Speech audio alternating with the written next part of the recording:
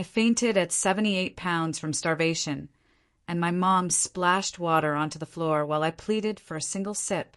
When I said the law, her hands were shaking too badly to sign her confession this morning, but more than a decade ago my hands shook from hunger, begging for a single sip of water, and she just smiled, pouring it onto the floor. What twisted game was this? What the hell happened next? It all started so subtly, so insidiously when I was just 8 years old. My parents believed children should feel the weight of their burden on the family. So they invented a system. I had to fast for 1 hour for every dollar they spent on me. A $20 purchase meant almost a full day without food. They said it was teaching me responsibility, but what it really taught me was that my existence was a debt I could never repay. By the time I was 12, the rule was set in stone. Soon, I was fainting in class, not from exhaustion, but from accumulated fasting hours. Every meal, every pencil, every tiny aspirin added more hours to my debt. Dinner became a cruel performance. Dad would sit at the table, calmly reading receipts aloud while I sat with an empty plate, stomach churning. $350 for the milk you drank last week. $15 for those second-hand shoes. $4 for mandatory school supplies. Each number was a punch to my gut, adding hours, days, sometimes weeks to my endless fast. Mom, ever the organizer, created spreadsheets. She'd meticulously track my consumption patterns, circling anything she deemed too expensive. Usually it was basic necessities, things I couldn't avoid. It felt like I spent every waking moment paying for what they'd spent on me the day before. The cycles often overlapped, stretching fasts into agonizing marathons. Once, I needed antibiotics that insurance wouldn't cover, and the cost meant I didn't eat for an entire week. During those hunger periods, they'd make me write thank you notes, my hands trembling so badly I could barely hold the pen. "Dear Mom and Dad," I'd scrawl. "Thank you for the $30 winter coat. I will gladly fast for 30 hours to show my appreciation." I became an expert at the chilling calculus of survival. A $2 notebook meant 2 hours of hunger, but failing class meant summer school, which cost hundreds. The choice was clear. Still, it wasn't always straightforward. I'd stand in grocery store aisles, doing mental math, weighing how much more emptiness my body could endure, adding up past debts and unavoidable future costs. Sometimes I'd put items back, walking out with nothing, knowing my body simply couldn't take another dollar. By 13, I was perpetually starving. I started begging for mercy. I'd wait until Mom seemed softer, usually after her evening wine, and plead for basic things without the fasting. "Please, just this once," I'd whisper, tears in my eyes. "I need tampons, and I'm already 40 hours behind." She'd stroke my hair, feigning sympathy, then explain that suffering built character. "We're making you strong," she'd say, while I cried from the sheer, raw agony of hunger. "Someday you'll thank us." When I threatened to tell the school, her smile didn't waver. "They'll think you have an eating disorder," she scoffed. "Like all the other girls your age who didn't have parents to teach them what a real problem feels like." Those other kids complained about homework, while I spent nights curled around my empty stomach, trying to sleep through the pain. I didn't have friends. How could I? I was so locked inside myself, so consumed by hunger. If I went out, I'd either make excuses why I couldn't eat during the fast, or gorge myself if I wasn't, which was just as humiliating. Friends stopped inviting me. Teachers noticed my alarming weight loss, but Dad had rehearsed answers. Growth spurts, fast metabolism. The day I collapsed during PE, the school nurse found me at a horrifying 78 pounds. She threatened to call Child Protective Services. My parents yanked me out of school so fast, I didn't even get to say goodbye. They claimed the state couldn't possibly understand their advanced parenting methods. Homeschooling. It meant total control. No outside eyes. No one to see me dying slowly in calculated increments. Nowhere to turn. At 15, My vision started failing from malnutrition. The eye exam was $75. The cheapest glasses, another 100. Dad's grim announcement, 175 hours without food, over a week of fasting. I knew my organs were already struggling, failing after years of starvation. Another week would surely kill me. That's when I started stealing. Granola bars from grocery stores, eaten in public bathrooms. Each stolen bite was a strange mix of rebellion and defeat. This was my life now. Hiding in a library bathroom, scarfing down stolen pretzels. It was there, by sheer chance, that I found a book about children's legal rights. And I learned the truth. Parents must provide food, shelter, medical care. Unconditionally. My parents had lied to me my entire life. With shaking hands, I copied the pages. At dinner, while they enjoyed pot roast I couldn't touch, I placed the papers on the table. "This is illegal," I choked out. "What you're doing to me is child abuse." Mom's fork clattered. Dad's face went dark. "You ungrateful bitch," Mom whispered, "after everything we've sacrificed for you." Dad's voice was low, dangerous. "Do you think I care what some book says? This is my house. I am the law." It turned out they'd anticipated my rebellion. They'd prepared. Dad opened the basement door, revealing a small bedroom. But it wasn't a bedroom. It was a jail cell. A bare mattress, a bucket, cold stone walls. "You think you're too good for our lessons." Mom snarled, grabbing my hair, yanking me toward the stairs. "Let's see how your legal knowledge helps you down there." I fought, but my malnourished body had nothing left. They dragged me down as I screamed, unheard. The door slammed. I heard the lock turn. Mom's voice drifted through, sickeningly sweet. "We'll check on you in a week. By then, you'll be begging to show proper gratitude." Their footsteps faded. I pressed against the cold door, wondering if anyone would ever find me. The darkness pressed against me, a physical weight. I ran my hands over the walls, searching for a crack, any weakness, any hope. The stone was smooth, professionally sealed. They had planned this. My fingers found the bucket in the corner. The humiliation burned through me, even as my body shook from hunger. 78 pounds, the nurse had said. How much would I weigh after a week down here? I explored every inch of that prison. The mattress smelled of mildew. No blanket, no pillow. A single bulb hung from the ceiling, too high to reach. The switch must have been upstairs. They controlled even the light. Hours bled into days. My stomach stopped cramping, and that scared me more than the pain. When your body stops asking for food, you're dying. Then, a click above. The door opened. Mom, silhouetted against the kitchen light, held a glass of water. She descended slowly, deliberately. At the bottom, she held it out. I reached. She pulled it back. First, apologize. My throat burned. For what? For your ungrateful behavior. For threatening us with your little library research. I stared at the water. One sip. But I knew this game. Given now and it would never end. The law says you have to give me water. I rasped. She smiled and poured the glass onto the concrete. What law? Down here we make the rules. She climbed back up, locking the door. I dropped to my knees, desperate, trying to lick moisture from the damp concrete. The taste of dirt and mold filled my mouth. The light stayed on, always on. I tried sleeping, but the brightness burned through my eyelids.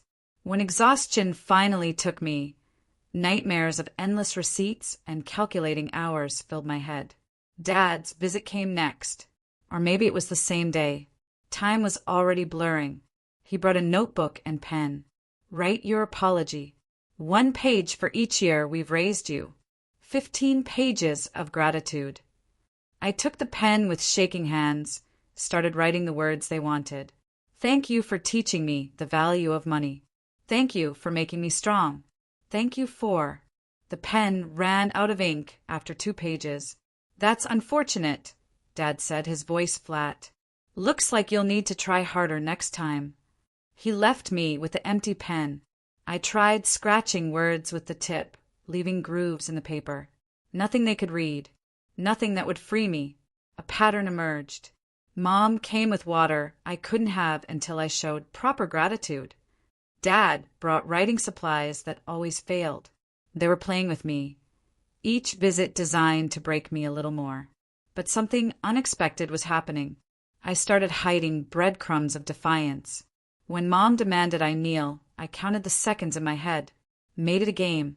How long could I stay on my knees? 23 seconds, then 30.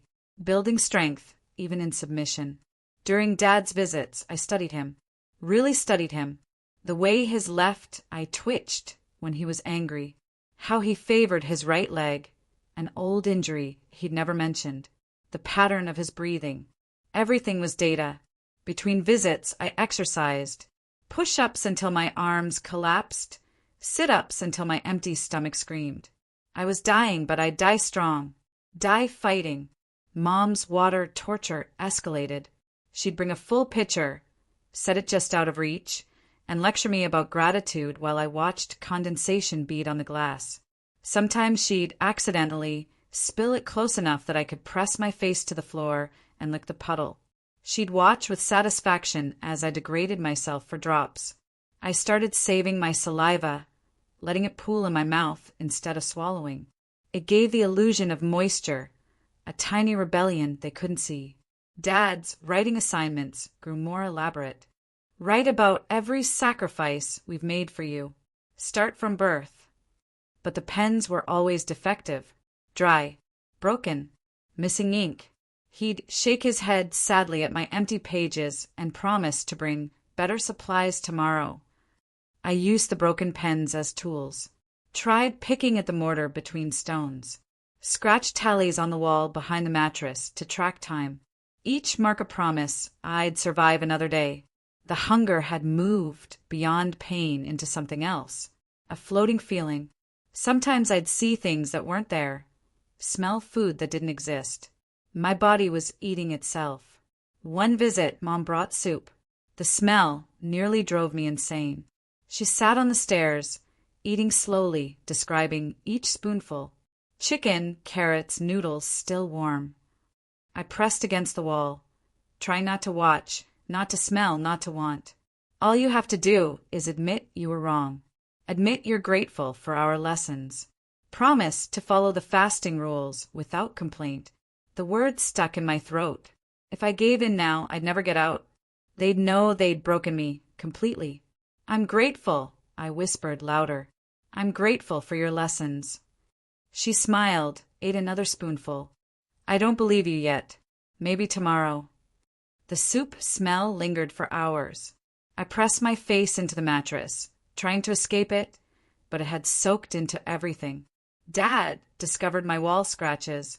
His face went dark. 7 marks. 7 days. Destroying property now. That's $100 repair. You know what that means. 100 hours. For days of fasting, on top of however long they planned to keep me here. He made me watch as he photographed the damage, calculating the exact cost of materials and labor. The theatrical cruelty of it. The performance of reasonableness, hiding pure sadism. I stopped marking days after that. Stopped trying to track time. It only gave them more weapons. The exercise continued in secret. Push-ups in the dark corner. Silent jumping jacks. Anything to keep my muscles from completely atrophying. My body was failing, but my will was hardening into something they hadn't expected. Mom's water games escalated.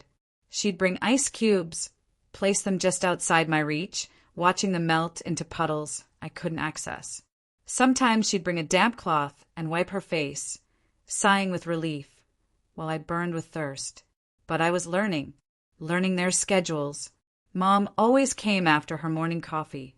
Dad visited in the evenings after work. They were creatures of habit, and habits could be exploited. I started pretending to be weaker than I was.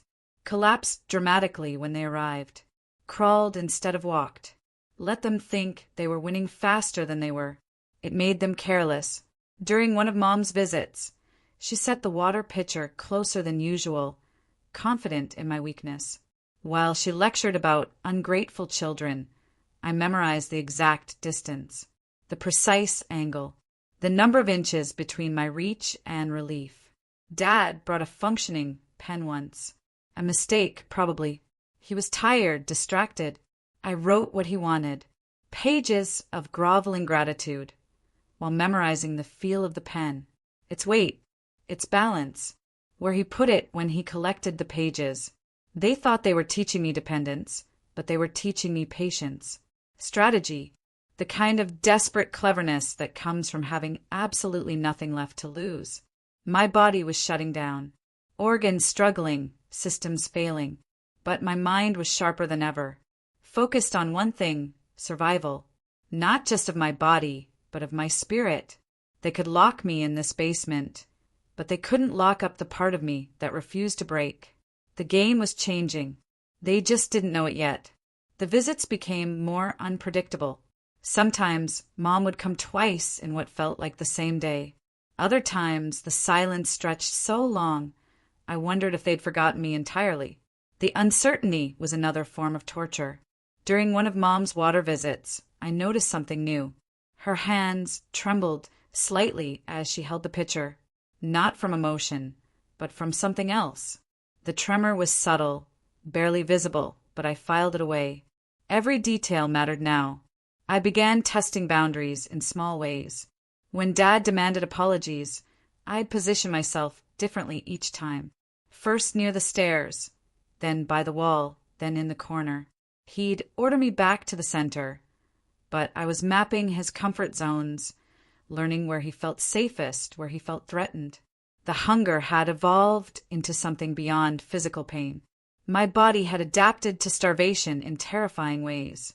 My heartbeat slowed to conserve energy. My vision tunneled when I stood too quickly, but my hearing had sharpened. I could track their movements upstairs, learning their routines through footsteps and creaking floorboards. Mom's next visit brought a new cruelty, a tray of fresh fruit. The smell of strawberries and melon filled the basement. She sat on the stairs, eating piece by piece, juice dripping down her chin. When she finished, she left the tray just outside my reach, the peelings taunting me. I waited until her footsteps faded. The tray was 3 feet beyond my reach, but I'd been practicing. I removed my shirt, tied one sleeve to my ankle, and used it like a rope to drag the tray closer. The peelings had tiny bits of fruit still clinging to them. I ate every scrap, even the strawberry leaves. This small victory energized me more than the negligible calories. I could still think, still plan, still fight. Dad's patterns revealed themselves through repetition. He always checked his watch exactly 3 times, always touched the doorframe before descending, always counted the stairs under his breath. Obsessive-compulsive tendencies I could use. I started leaving things slightly out of place. The mattress at an angle. The bucket moved an inch. Tiny disruptions. He'd notice immediately, his eye twitching as he corrected each imperfection. It gave me control over his emotions, even if just for moments. The broken pens became tools. I used the sharp tips to work at the mortar between stones. Not to escape, not yet, but to create hiding spots. Small gaps where I could conceal things. The fruit peelings became currency, saved and rationed for the darkest moments. Mom's tremor worsened. She tried to hide it, gripping the pitcher with both hands, but I saw. During one water game, she fumbled and actually spilled some within my reach. I lunged for it, laughing at the puddle while she scrambled back upstairs. Her control was slipping. I discovered the basement had a drain in the corner, old and rusted but functional. When they poured water on the floor, I started positioning myself to direct the flow. Not all of it reached the drain. Some pooled in the uneven concrete, creating tiny reservoirs I could return to later. Dad brought a camera during one visit, documenting my deterioration. He made me stand against the wall, taking photos from different angles. I could see him calculating, planning something. The camera became another weapon in his arsenal, but also evidence. Evidence of what they'd done. My exercises evolved. I couldn't afford to waste energy on movements they might see. So I developed isometric routines, pressing against walls, tensing muscle groups in sequence. Invisible rebellion that kept my body from complete collapse. The light bulb, my enemy and ally, always on, disrupting sleep, but letting me study every detail of my prison. I memorized each stone, each crack, each imperfection. The bulb itself was old, the filament visible. I calculated how long it had been burning, how much longer it might last. Mom tried new psychological tactics. She'd bring my old belongings, my favorite book, pages torn out, a stuffed animal from childhood, its stuffing removed. She'd describe how she was donating everything I owned, erasing my existence piece by piece. But her performance had cracks. When she held up a photo of me from healthier times, her hand shook so badly she dropped it. As she bent to retrieve it, I saw her pills fall from her pocket, small white tablets scattered across the floor. She scrambled to collect them, but I'd seen the label. Medication for neurological tremors. Dad's visits became more erratic. Sometimes he'd just stand at the top of the stairs, watching me without speaking. Other times, he'd pace the basement, muttering calculations. The cost of my imprisonment, the price of electricity for the light, the value of the food I wasn't eating. Everything reduced to numbers.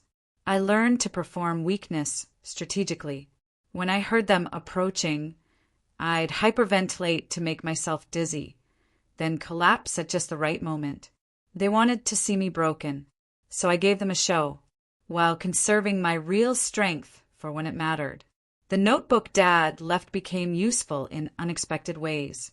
I tore pages into strips, braiding them into rope. Weak rope, but something. I practiced knots in the darkness, my fingers learning patterns that might someday matter. Mom's soup visits were the worst torture. The smell would linger for days, driving me to hallucinations. Bowls of food floating in the air. The smell of bread baking when there was nothing. But I used these delusions as motivation. Each false feast reminded me why I had to survive. During one visit, Dad made a mistake. He set his keys down while adjusting the camera just for a moment. Too far to reach, but I memorized their shape, their number, the worn pattern on the house key. Information stored for a future I had to believe in. The basement had a rhythm. The house above had patterns. I learned when the furnace kicked on, when pipes rattled with water flow. These sounds became my clock, marking time in ways my captors couldn't control. I discovered that the drain connected to something. During heavy rain, I could hear water flowing below. The sound was distant but real. The basement wasn't as isolated as they wanted me to believe. There were connections to the outside world, even if I couldn't reach them yet. Mom's condition deteriorated alongside mine. The tremors affected her balance now. She gripped the railing with white knuckles during each descent. Her lectures about gratitude became shorter, less coherent. Sometimes she'd forget what she was saying mid-sentence. I started a new game. When she demanded I beg, I'd use specific words that seemed to trigger her confusion. Medical terms I'd overheard. Phrases that reminded her of her condition. Her face would cloud, and she'd leave faster, forgetting to complete whatever torture she'd planned. Dad noticed Mom's decline but said nothing. Their united front was cracking. During one visit, I heard them arguing upstairs. Voices muffled but angry. The perfect family facade was crumbling, and I was both the cause and witness. The broken pens accumulated in my hiding spots. I'd found that the plastic tubes, when split, created sharp edges. Not weapons exactly, but tools. I used them to scrape at the concrete, creating rough surfaces that could catch and hold water. My body had found a terrible equilibrium, no longer losing weight because there was nothing left to lose. Organs functioning at the bare minimum. I'd become a creature of pure will, animated by spite and determination rather than calories. During a particularly cruel visit, Mom brought my report cards. She read my grades aloud, explaining how my education had cost them thousands, how each A was bought with their sacrifice. But as she read, I noticed she was holding the papers upside down. The tremors had affected her vision, too.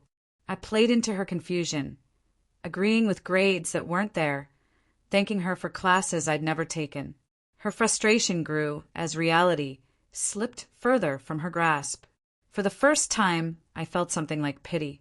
Then I remembered the basement door locking, and the pity died. Dad's camera sessions revealed his own instability.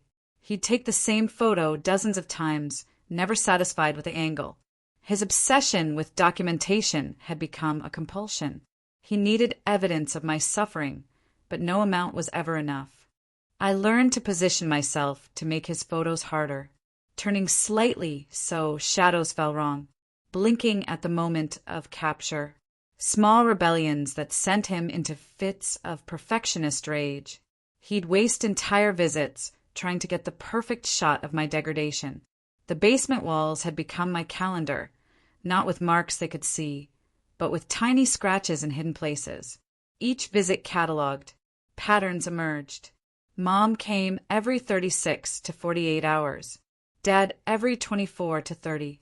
The gaps were widening. During one water torture session, Mom's tremor caused her to drop the entire pitcher. It shattered on the concrete, sending water and glass everywhere. She stared at the mess, confused, then fled upstairs without a word. I spent hours carefully collecting the larger shards, hiding them in my growing arsenal. Dad's next visit brought a new horror. He'd calculated the cost of my existence from birth. Hospital bills, diapers, formula. Every expense itemized in a ledger he read like scripture. The total was staggering. More hours of fasting than years of life. But his math had errors. Numbers transposed. Calculations repeated. His obsessive need for precision was failing him. I didn't correct him.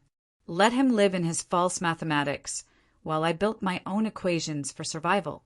The glass shards became tools for marking time in new ways. Tiny cuts on my fingertips, controlled and deliberate. Physical markers that couldn't be erased by confusion or tremors. My body was a record they couldn't edit. Mom's visits became more sporadic. Sometimes she'd open the door, stare down at me, then close it without entering. Other times she'd make it halfway down before retreating. Her fear was growing. Fear of the basement. Fear of what she'd created.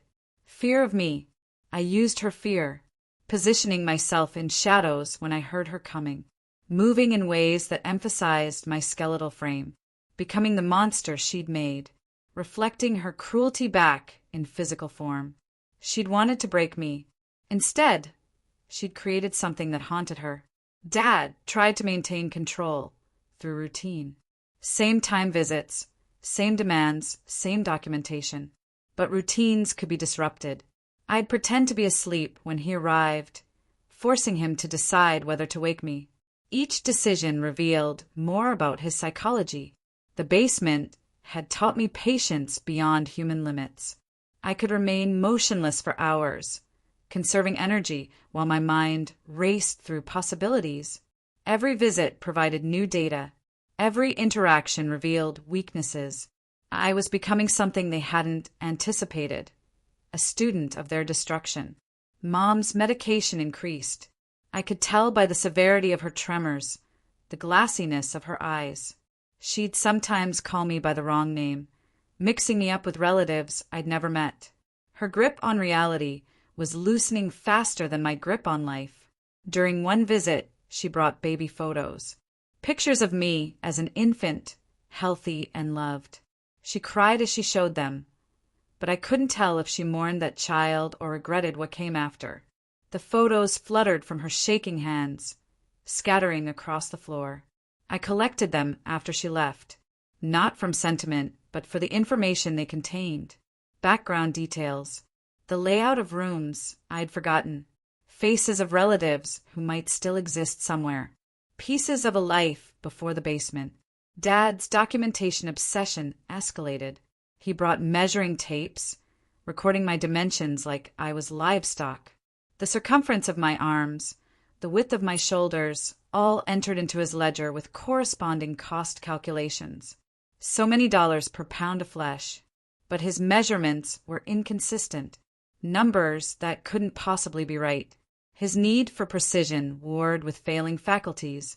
I watched him measure the same distance 3 times, getting 3 different results, his frustration mounting. The light bulb finally showed signs of ailing, flickering occasionally. Each flicker sent Dad into a panic, checking his calculations for the cost of replacement. The thought of me in darkness terrified him more than my suffering. He needed to see his work. I began hoarding everything. Threads from the mattress, splinters from the stairs, even my own hair as it fell out in clumps. Raw materials for plans still forming. The basement was teaching me that anything could be a tool if you were desperate enough. Mom's final coherent visit came on what must have been a Tuesday. I knew because I could hear the garbage truck outside. Its routine, the only reliable marker of time. She sat on the stairs. No water pitcher, no food, just sitting. She tried to explain something, but the words tangled. Something about sacrifice and love getting confused. About meaning to teach strength, but teaching something else instead. Her tremors were so bad, she could barely hold the railing. When she left, she forgot to lock the door. I stared at the open door for 3 heartbeats before Dad's footsteps thundered down. He slammed it shut, the lock clicking with finality, but we both knew what had happened. The perfect system was breaking down. His rage was cold and calculated. He added the cost of Mom's mistake to my debt.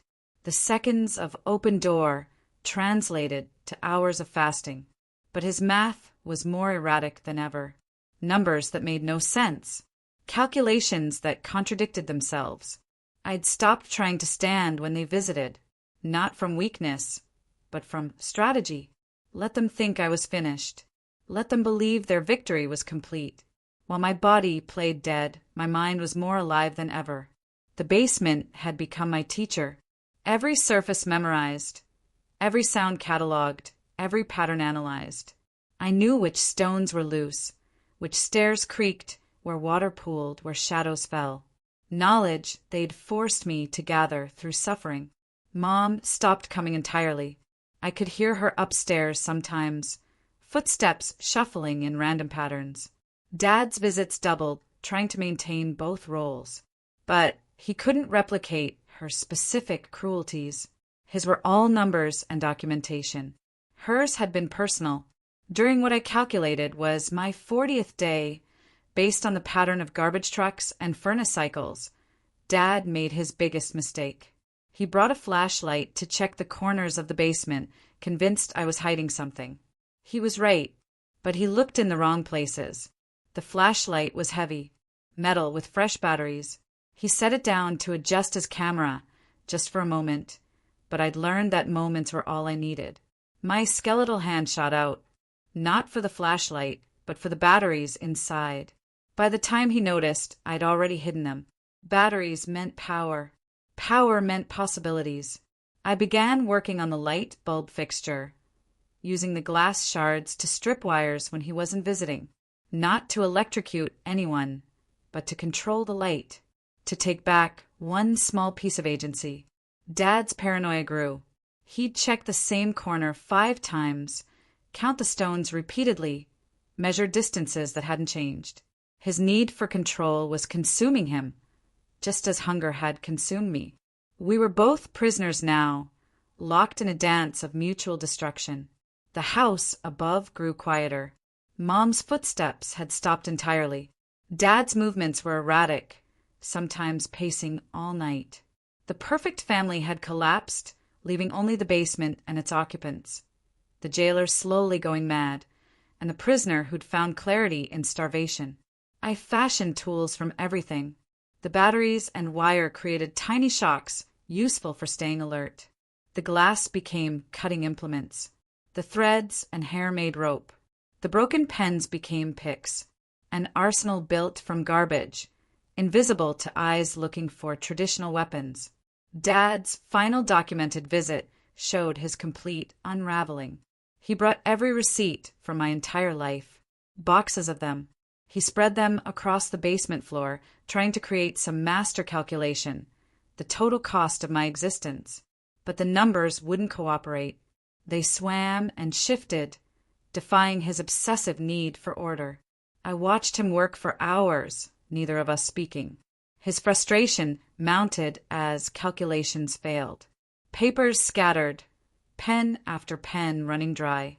He was trying to solve an equation that had no solution.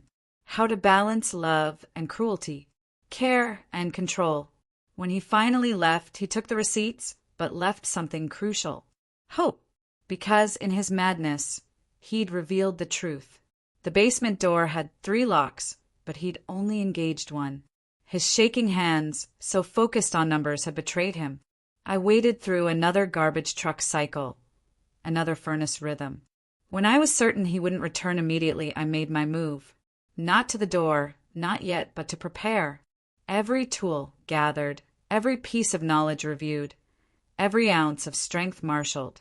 The basement had been my prison, but also my education. It taught me patience, planning, and the price of survival. Now it was time to graduate.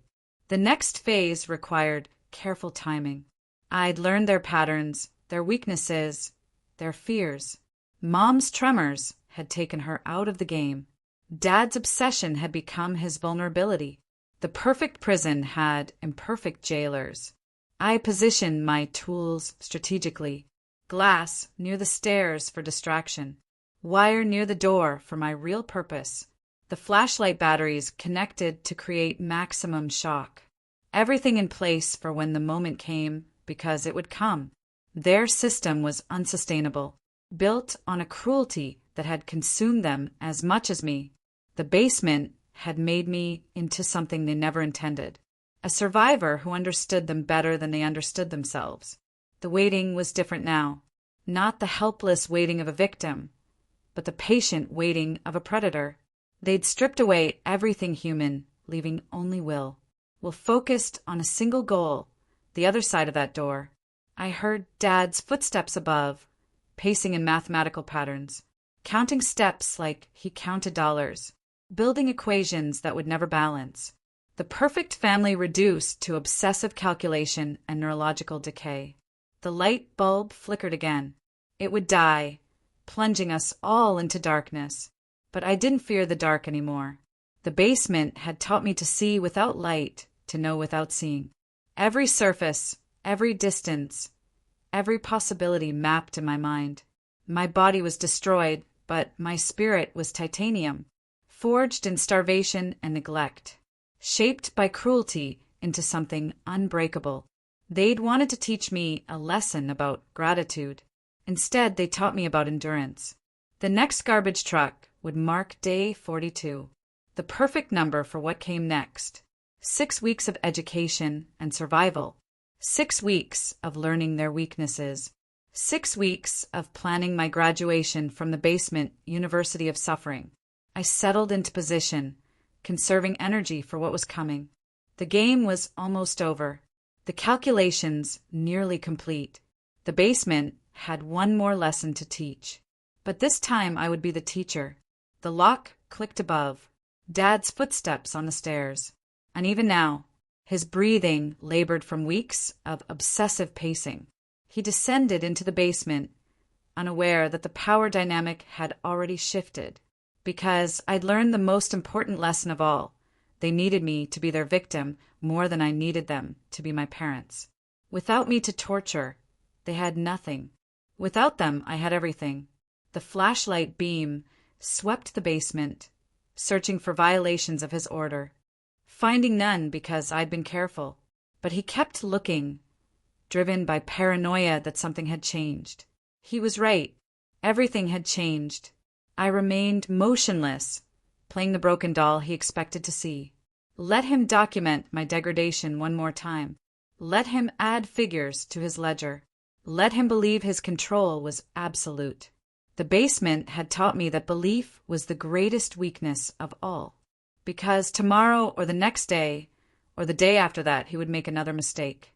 The door would open, and when it did, I would be ready, not with violence, but with the patient determination of someone who'd survived the unsurvivable.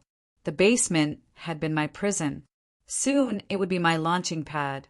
The calculations were complete, the lessons learned, the student ready to surpass the teachers. Dad finished his documentation and turned to leave. 3 steps up the stairs he paused. Something felt wrong to him. Some instinct, warning that the prey had become predator. But he dismissed it, trusting in locks and walls and control. The door closed. The lock clicked, but this time I smiled because I'd heard what he hadn't. The second lock hadn't engaged properly. Mom's tremoring hands had damaged it during her last visits. Another crack in their perfect system. I gave him time to settle upstairs, to return to his pacing and calculating. Then I began my work. Slow and careful, preserving energy for the moment when preparation became action. The basement waited with me. We'd become partners in this dark education. It had sheltered my transformation from victim to survivor. Now it would witness my final exam. The light bulb gave one last flicker, then died. Darkness flooded the basement, but I didn't panic. I knew every inch of this space. The darkness was my ally now, hiding my movements from any watching eyes. In the black silence, I prepared. Tomorrow would bring new challenges, but I was ready. The basement had given me its final gift, the knowledge that I could survive anything, because they'd already done their worst and I was still here, still thinking, still planning, still fighting. The student was ready to leave school. The darkness became my workshop. I moved through the basement with purpose, gathering my tools by touch alone. The glass shards wrapped in torn fabric, the wires stripped from the light fixture, the batteries positioned for maximum effect. Each piece exactly where I needed it. Dad's footsteps paced above in their mathematical pattern. 17 steps east, pause, 17 steps west. The rhythm never varied anymore. His obsession had become predictable, and predictability meant opportunity. I tested the door mechanism in the darkness. The first lock engaged properly, but the second made a grinding sound when it tried to catch. The third hadn't been used in weeks. Dad's deteriorating focus had created the opening I needed. The furnace kicked on, masking any sounds I made. I worked the wire into the damaged lock mechanism, feeling for the weak point Mom's trembling hands had created. Metal scraped against metal. The lock resisted, then gave slightly. Progress, measured in millimeters, but progress nonetheless. My fingers cramped from the delicate work. I paused, flexing them carefully, then resumed. Time meant nothing in the darkness. Only the work mattered. The lock would yield eventually. Everything yielded if you had patience. Dad's pacing stopped. I froze, still in the lock, listening. His footsteps moved toward the basement door. I slipped back to my usual position, hiding the wire in my palm. The door opened, spilling light down the stairs. He descended with a flashlight, sweeping it across the basement. I remained motionless, eyes closed, playing the broken creature he expected. The beam lingered on me, then moved to check his usual concerns: the mattress position, the bucket placement, the walls for new marks. Satisfied, he turned to leave. At the top of the stairs, he paused. I heard him testing the locks. 1 click, 2 clicks. The third lock remained unused. He muttered something about electricity costs and closed the door. I waited through 50 of his pacing cycles before returning to work. The wire found its way back into the lock mechanism. Push, twist, feel for the catch. My makeshift tools were crude, but the basement had taught me that crude tools in patient hands could accomplish miracles. The second lock finally gave. A soft click that sounded like thunder in the darkness. I held my breath, waiting to see if Dad had heard. His pacing continued unchanged. 17 steps east, 17 steps west. One lock remained. The easiest one, ironically. Dad engaged it out of habit, not security. A simple mechanism that would take seconds to defeat when the time came. But not yet. Preparation meant nothing without proper timing. I spent the next hours practicing movement in absolute darkness. From mattress to stairs in complete silence. Testing which stairs creaked and which held firm. Memorizing the exact height of each step. My body might be skeletal, but it could still move with purpose. The garbage truck rumbled past. Wednesday morning. Dad would leave for work soon. His routine as rigid as his calculations. Mom hadn't moved upstairs in days. The house would be as empty as it ever got. I heard Dad's alarm. His footsteps to the bathroom. Water running. The coffee maker gurgling. Each sound marking progress toward my window of opportunity. He never checked the basement before work anymore. Why would he? The prisoner was secure. The front door closed. His car started. I counted to 1,000, then began. The wire slipped into the first lock. My practiced movements made quick work of it. The mechanism yielded like an old friend. I pushed against the door. It moved an inch, then stopped. Something was blocking it. I pushed harder, feeling the obstruction shift. A chair. He'd started barricading the door from the outside, but the chair was light, movable. Using the door as leverage, I worked the chair aside inch by inch. Sweat beaded on my forehead despite my body's inability to properly regulate temperature anymore. The chair scraped against the floor. Too loud. I paused, listening. No response from upstairs. Mom must be in one of her medication hazes. I continued working the chair aside until the gap was wide enough for my emaciated frame. 78 pounds had its advantages. I emerged into the kitchen, blinking against the light. Everything looked foreign after 6 weeks of stone walls. The refrigerator hummed. The clock ticked. Normal sounds that felt miraculous. My legs trembled as I stood fully upright for the first time in weeks. I gripped the counter, waiting for the dizziness to pass. No time for weakness. Dad would return for lunch in 4 hours. His routine never varied. I needed supplies. Food, water, clothes, money. But first, I needed to ensure Mom couldn't interfere. I crept upstairs, each step careful and deliberate. Her bedroom door was open. She lay in bed, pills scattered on the nightstand, breathing shallow but steady. Her purse sat on the dresser. I found $43 and change. Her cell phone, car keys. I took it all. She stirred but didn't wake. The medication had her deep. My old room was exactly as I'd left it. Clothes still in the closet. I dressed in layers, hiding my skeletal frame. Everything hung loose, but it would do. I filled a backpack with essentials. More clothes, the hidden cash from my dresser drawer. $27 I'd saved from birthday cards. The kitchen demanded careful navigation. I couldn't eat much without making myself sick. Small bites of bread, sips of water, a banana that my stomach immediately rejected. I cleaned the mess, leaving no evidence. Dad's office drew me. His precious calculations had to be there. I found them immediately. Boxes of receipts, ledgers of my debt, the camera with its memory card full of basement documentation, evidence of everything. I took the camera and one ledger, proof if I needed it. Then I noticed his computer, still logged in. His obsession with documentation extended to digital files. Folders labeled with my name. Years of spreadsheets, tracking every penny spent on my existence. I inserted a thumb drive from his desk and copied everything. The progress bar crawled across the screen. 20%, 40%, 60%. Time ticked away, but I needed this evidence. The files finished copying. I pocketed the drive and moved to leave, then stopped. On his desk sat a framed photo. Our family years ago, before the calculations, before the basement. I looked healthy. They looked human.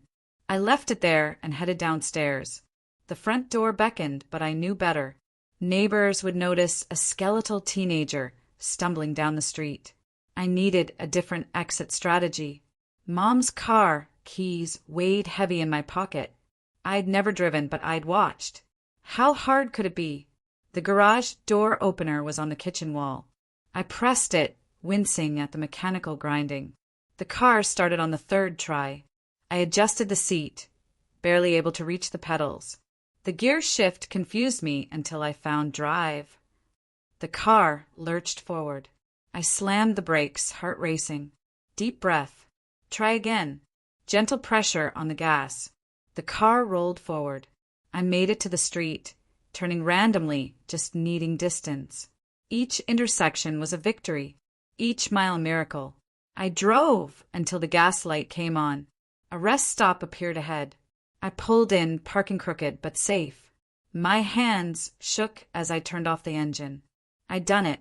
I'd escaped. But escape was only the beginning.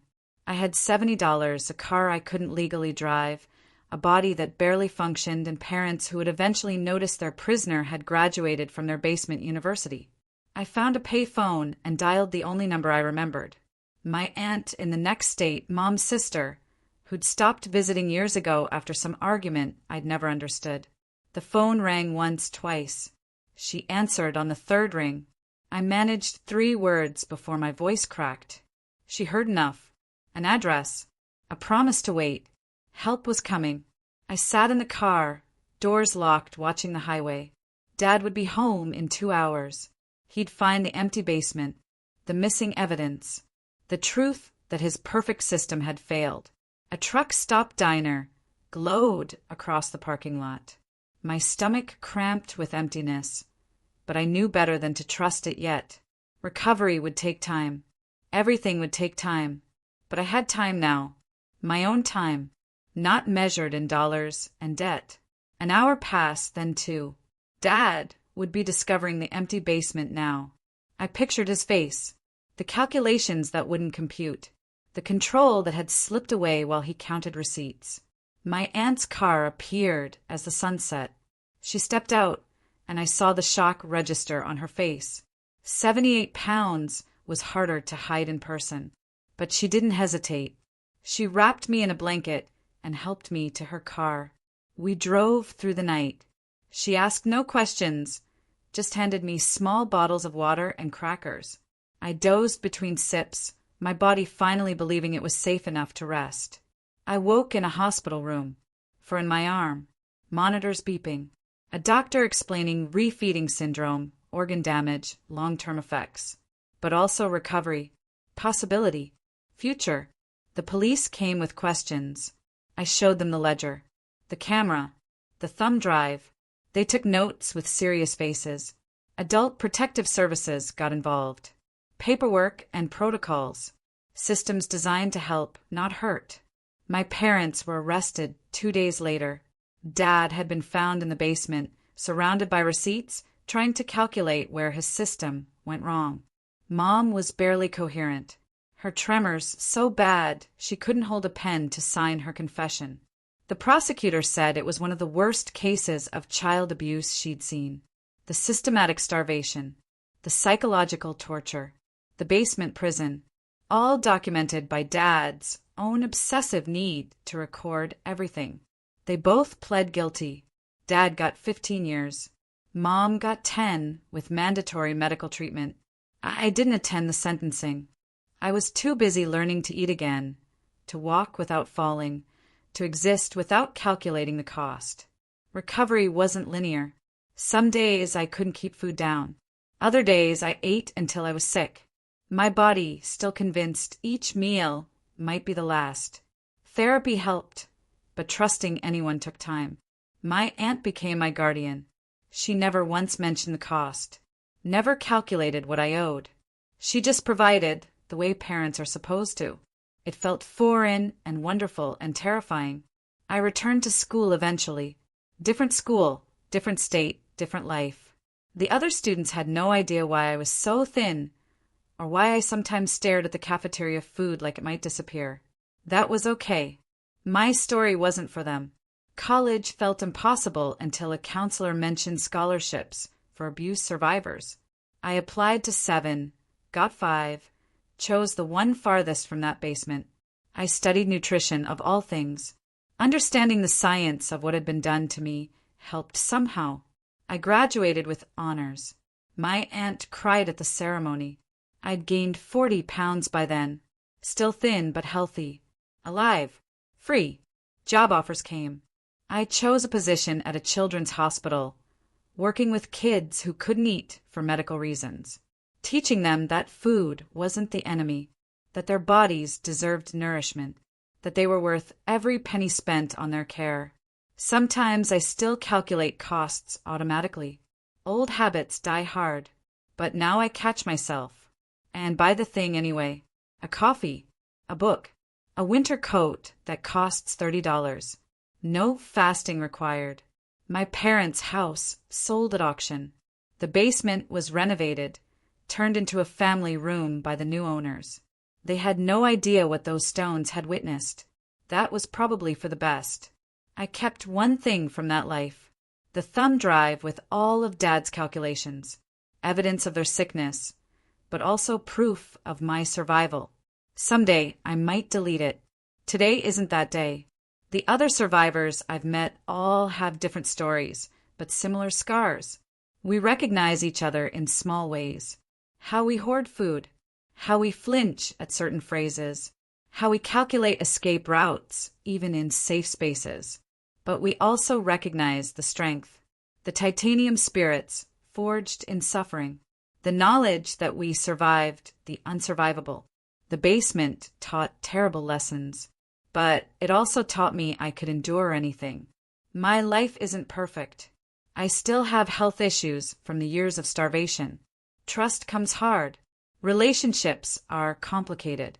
But it's my life, not measured in debt or dollars, not controlled by anyone else's calculations. Every meal is a choice now. Every bite, an act of rebellion against those who tried to starve me. I eat when I'm hungry, stop when I'm full. Simple freedoms that feel revolutionary. The basement is gone from my life, but not from my dreams. Sometimes I wake in darkness, feeling for stone walls. But then I turn on the light, see my own apartment, my own space, my own life. The relief never gets old. I volunteer at a crisis hotline twice a month, talking to kids who see no escape, who believe their parents' lies about what they deserve. I tell them about legal rights, about survival, about the possibility of graduation day. Some listen, some don't, but I keep answering the phone, keep sharing what the basement taught me. Not the cruelty, but the endurance. Not the starvation, but the strength that comes after. My story isn't unique. Too many basements, too many calculations, too many children learning their expensive burdens. But survival stories need telling. They're proof that the basement doesn't have to be the end. I'm 32 now. Healthy weight, stable job, good life. The girl who weighed 78 pounds feels like a different person, but I carry her with me. She's the reason I survived, the reason I fight, the reason I know that no matter how dark the basement, graduation day is possible. The cost of my existence? Immeasurable. The value of my survival? Priceless. The basement taught me math, but I've learned better equations since. Ones where every life has infinite worth. Where children are investments, not debts. Where love doesn't require payment. My parents are eligible for parole next year. I won't attend the hearing. I've said everything I needed to say. The basement spoke for me. The evidence convicted them. My survival is testimony enough. I eat dinner now without calculating, sleep without hunger, live without debt. The basement is behind me, but its lessons remain. I survived. I escaped. I graduated. And that diploma is mine to keep. If you made it to the end of this story, thank you for listening. It's a heavy one, I know. Have you ever faced a situation where you had to find strength you didn't know you had? Or felt trapped by someone else's rules? I'd really love to hear your thoughts, or if anything in my story resonated with you. Tell me what you think in the comments below.